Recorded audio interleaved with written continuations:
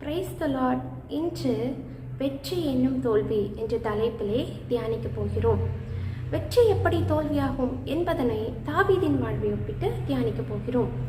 1 Samuel 27வது அதிகாரம் 1வது வசனம். பின்பு தாவீது, நான் எந்த நாளிலாகிலும் ஒரு நாள் சவுலின் கையினால் மடிந்து போவேன்.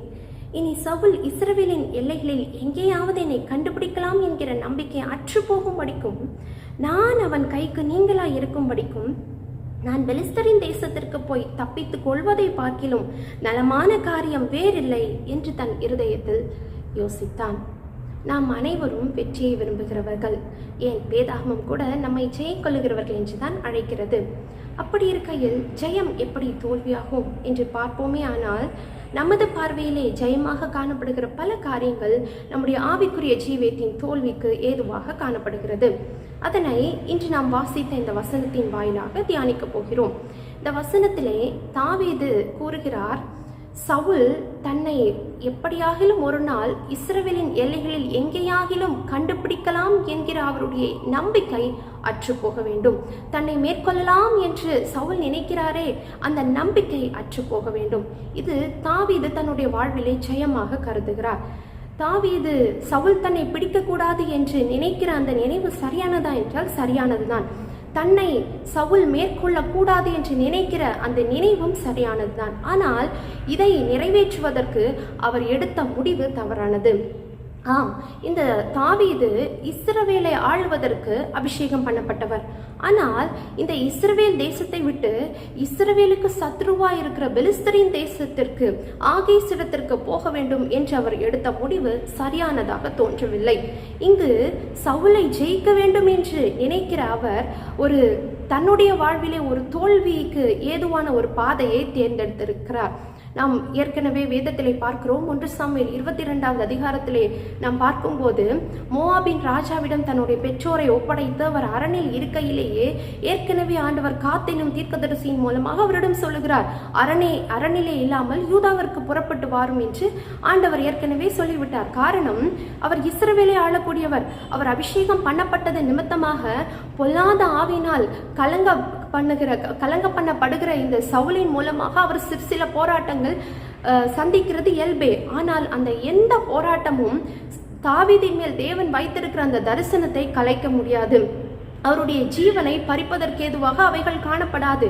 ஆனால் தாவீது தன்னை சுற்றி இருக்கிற சூழ்நிலையை பார்த்து இந்த சவுலின் கைக்கு தான் தப்பித்துக் கொள்ளப்படும்படிக்கு ஏதுவாகவும், தன்னை சவுல் மேற்கொள்ளக்கூடாது, தான் இதிலே ஜெயத்தை பெற வேண்டும் என்கிற எண்ணத்தோடு அவர் தவறாக இந்த சத்ருவின் கூட்டத்தோடு போய் சேர்ந்தார். ஒருவேளை அவருடைய பார்வையிலே இது ஜெயமாக இருக்கலாம், ஆனால் இது ஒரு பெரிய பின்னடைவு என்று நாம் பார்க்கிறோம். காரணம், அவர் ஒரு புறஜாதியான ராஜாவின் கீழே போயிருக்கிறார். யார் இவர்? அபிஷேகம் பண்ணப்பட்டு இஸ்ரவேலை ஆளக்கூடியவர். ஆனால் ஒரு புறஜாதியான ராஜாவுக்கு கீழே வேலை செய்கிறதை பார்க்கிறோம். மாத்திரமல்ல, அவர் செய்கிற வேலையில் உண்மை இல்லை. ஒவ்வொரு நாளும் பொய் சொல்லி ஜீவிக்க வேண்டிய ஒரு சூழ்நிலை. இதை தேவன் விரும்புவாரா என்றால் கட்டாயமாக இல்லை.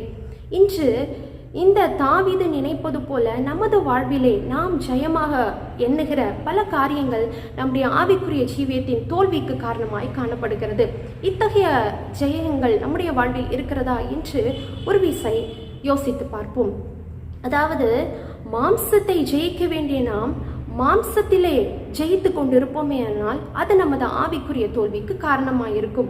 உதாரணமாக, நம்மிடம் ஒருவர் எதிர்த்து பேசிக்கொண்டே இருக்கிறார், நமக்கு எதிராக சண்டை போட்டுக்கொண்டே இருக்கிறார் என்றால் அந்த இடத்திலே நாம் வார்த்தைகளை அதிகமாக விடக்கூடாது. மாம்சத்தை ஜெயிக்க வேண்டியவர்கள். ஆனால் நாம் மாம்சத்திலே ஜெயிப்பதற்கு ஏதுவாக அவர்களை விட மேலாக நாம் அதிகமான வார்த்தைகளை கொப்பளித்து அவர்களை அடக்குகிறவர்களாக காணப்படுவோமே ஆனால் நாம் ஒருவேளை நினைக்கலாம், அவர்களை அடக்கிவிட்டேன், இதிலே நான் ஜெயத்தை பெற்றுவிட்டேன் என்று நினைக்கலாம். ஆனால் மாம்சத்திலே ஜெயத்தை பெற்ற நாம் ஆவிக்குரிய ஜீவியத்திலே நமது ஜீவியத்திலே ஒரு பெரிய தோல்வியை நமது வார்த்தைகளின் மூலம் சந்தித்துக் கொண்டிருக்கிறோம் என்பதை அறிய வேண்டும். அதே போல நம்ம தேவனுக்கு கொடுக்க வேண்டிய நேரத்திலே நமது வேலைகளுக்கு நாம் செலுத்துவோமே ஆனால் அதிலே ஒரு பெரிய லாபத்தை பெற்றுக்கொண்டு இருப்போமே ஆனால் ஒருவேளை நாம் மாம்சத்திலே ஒரு ஜெயத்தை சுதந்திரிக்கிறவர்களாக இருப்போம். ஆனால் தேவனுக்கு கொடுக்க வேண்டிய நேரத்தை உலக காரியங்களுக்கு கொடுப்பது நிமித்தமாக ஆவிக்குரிய ஜீவியத்திலே ஒரு தோல்வியை தழுவிக்கொண்டு இருக்கிறோம். அதே போல நம்மிடம் ஒருவர் மனஸ்தாபம் கொண்டிருக்கிறார், ஒரு பெரிய கசப்பு நமக்குள் காணப்படுகிறது. ஆனால் நமக்கு விரோதமாக இருந்தவர்கள் நம்மோடு சமாதானமாக நினைக்கிறார்கள். ஆனால் இத்தனை காலம் நான் அவரிடம் பேசவில்லை, இன்னும் நான் பேச மாட்டேன் என்று அதிலே வைராக்கியம் கொண்டு அதிலே நாம் ஜெயம் பெறுகிறவர்களாக நமது இருதயத்திலே ஒரு இருமாப்போடு இருப்போமே. ஆனால் மாம்சத்திலே ஒருவேளை நாம் அவர்களை ஜெயிக்கிறவர்களாக நினைப்போம், ஆனால் ஆவிக்குரிய ஜீவியத்திலே நம்முடைய வாழ்வில் தோல்வியின் மேல் தோல்வியை சந்தித்துக் கொண்டிருக்கிறோம் என்பதை நாம் அறிய வேண்டும். இப்படி ஜெயமாக கருதப்படுகிற பல தோல்வியின் பட்டியல்களை சொல்லிக்கொண்டே போகலாம். இத்தகைய காரியங்கள் நமது வாழ்விலே காணப்படுகிறதா? எப்போதும் ஜெயம் கொண்டவர்களாய் இருக்க வேண்டும் என்று எண்ணுகிற நமது வாழ்விலே இத்தகைய ஆவிக்குரிய தோல்விகளை தழுவிக்கொண்டு இருக்கிறோமா, அறியாமல் தழுவிக்கொண்டு இருக்கிறோமா என்பதை ஆராய வேண்டும். அபிஷேகம் பண்ணப்பட்ட இந்த தாவீது தன்னுடைய வாழ்வில் உள்ள ஒரு யுத்தத்திலும் அவர் தோல்வியை தழுவவில்லை. ஆனால் இந்த இடத்திலே பார்க்கிறோம், அவர் ஒரு ஆவிக்குரிய தோல்வியை தழுவிக்கொண்டிருந்தார். இஸ்ரவேலை ஆளக்கூடியவர் ஒரு புறஜாதியனுக்கு கீழே வேலை செய்தார். அதுவும் பொய் சொல்லி தன்னுடைய வாழ்விலே பாவத்தை செய்து கொண்டே ஆவிக்குரிய ஜீவியத்திலே தோல்வியை தழுவிக்கொண்டே இந்த காரியத்திலே ஈடுபட்டு தான் ஜெயத்தை பெற்றதாக நினைத்தார் என்று பார்க்கிறோம்.